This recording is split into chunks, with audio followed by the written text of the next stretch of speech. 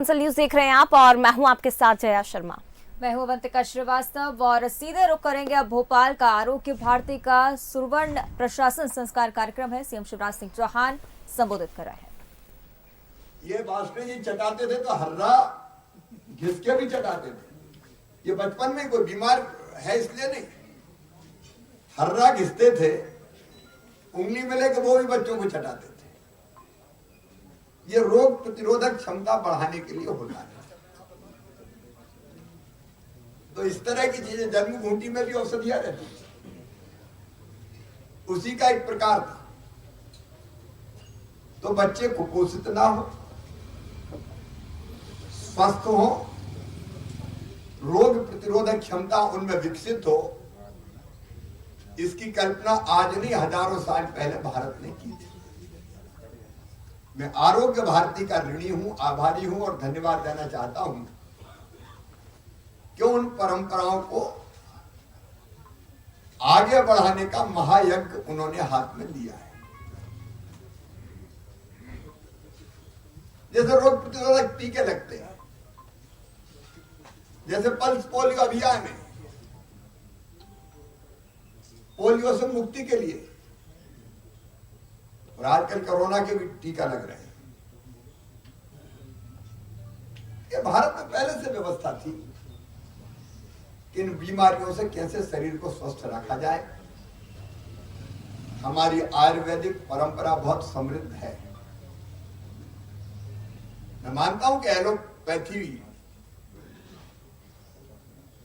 कई मामलों में अद्भुत है, सर्जरी और बाकी सब चीजें, इसमें कोई दो मत नहीं है, लेकिन आयुर्वेद का भी अपना महत्व है। दिक्कत केवल ये हुई कि बरसों तक आयुर्वेद में रिसर्च, अनुसंधान और जितना ध्यान दिया जाने चाहिए था उतना दिया नहीं गया। लेकिन अब सरकार उस पर ध्यान दे रही है। आयुष मंत्री यहां बैठे, प्रधानमंत्री जी भी बहुत सचेष्ट हैं। कई तरह के प्रयोग और प्रयास आयुष मंत्रालय कर रहा है। आरोग्य भारती ने भी जो उदाहरण दिया, उनको भी आदर्श मान के काम हो रहे हैं। मुझे बताते हुए खुशी है कि हमारा खुशीलाल जो आयुर्वेदिक अस्पताल है, महाविद्यालय है, उसने भी प्रतिष्ठा प्राप्त की है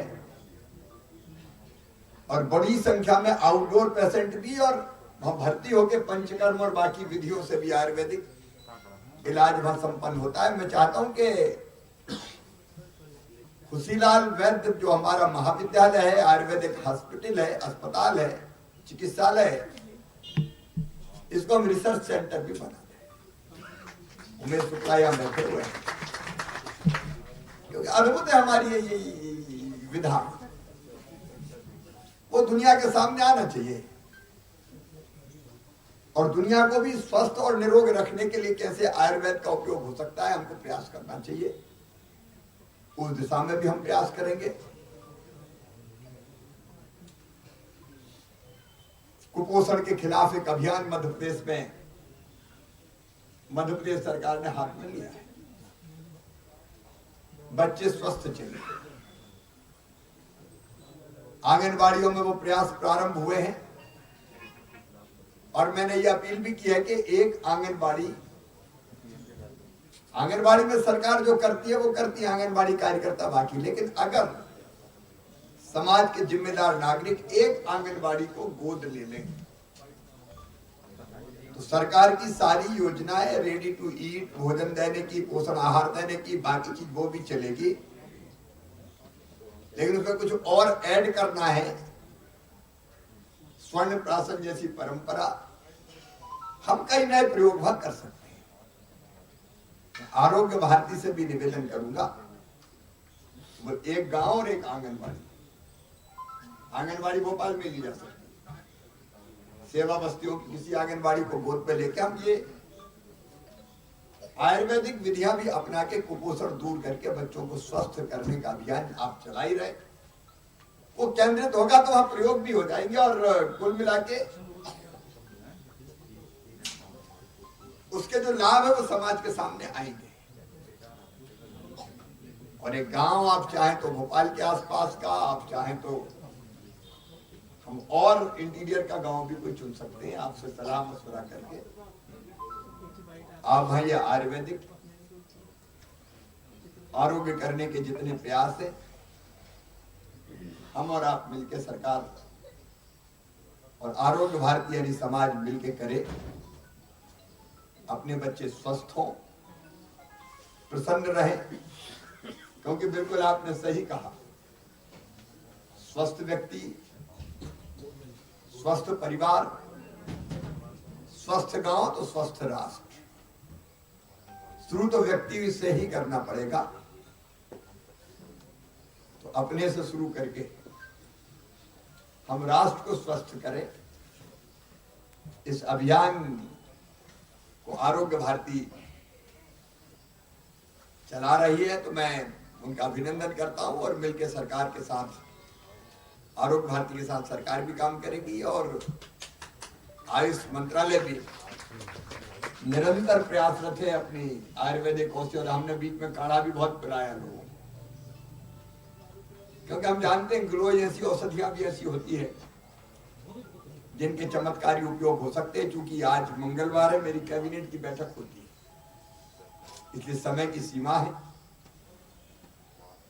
मैं आरोग्य भारती को धन्यवाद देते हुए और गांव का चयन रामकिशोर जी आप मिलके आरोग्य भारती के साथ करें और एक आंगनबाड़ी भोपाल की लें, ताकि हम उसके प्रयोग आसानी से लोगों को दिखा भी सकेंगे, मीडिया के मित्र भी देख सकेंगे, बाकी लोगों को भी हम समाज के दिखाएंगे। आप जरूर हाथ में लीजिए।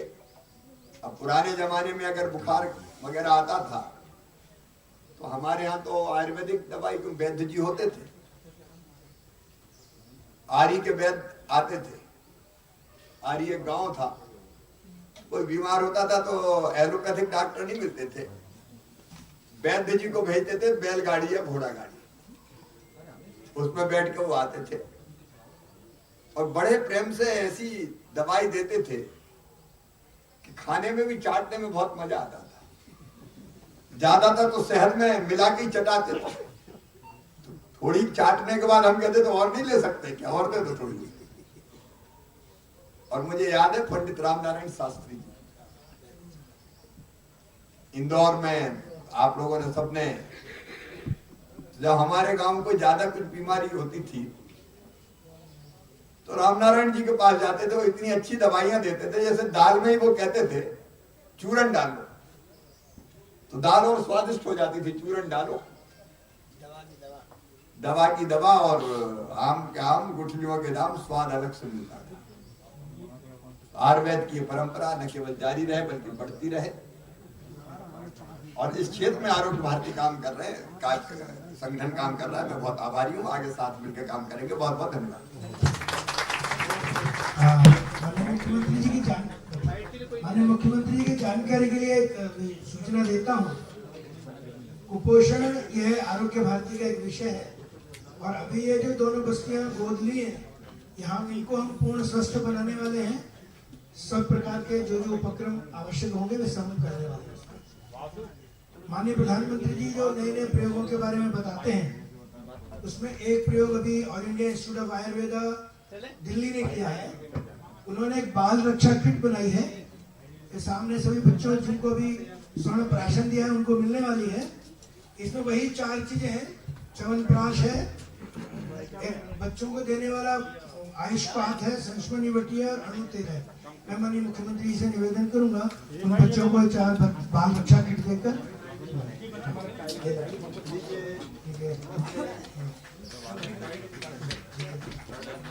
ये 1 महीने की दवा है, इसके पैरामीटर्स होंगे, 6 महीने तक देखा जाएगा स्वस्थ बच्चों के लिए।